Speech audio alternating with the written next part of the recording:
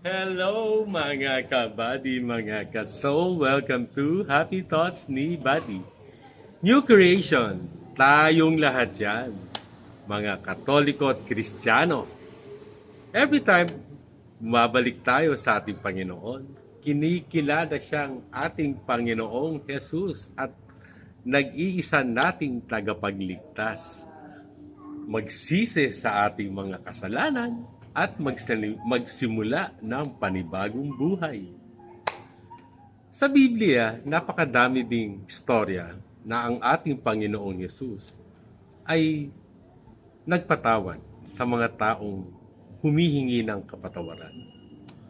May mga istorya katulad ng the parable of the prodigal son na pinatawad nga ng ama ang kanyang anak na nagsisi sa mga nagawa niyang kasalanan. It's the story of Mary Magdalene. Alam na alam natin lahat yan.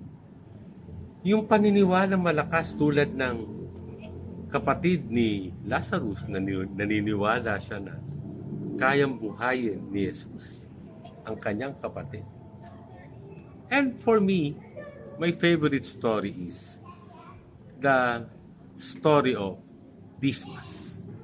Yun yung kasama ni Jesus. Tatlo silang pinako sabay-sabay. Si Dismas, si Jesus, at si Justus. Pero si Dismas ang nagsisi, humingi ng tawad sa kanyang mga kasalanan.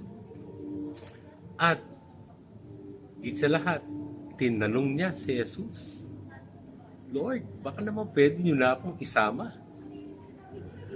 kapag kayo'y bumalik sa inyong kaharian. Ang sagot ni Jesus, no if, no but. Hindi niya sinagot na, sandali lang, malaki kasalanan mo eh. Marami kang pinatay, magnanakaw ka. Muntikan niyo pa kaming nakawan ng nanay ko noong maliit pa ako.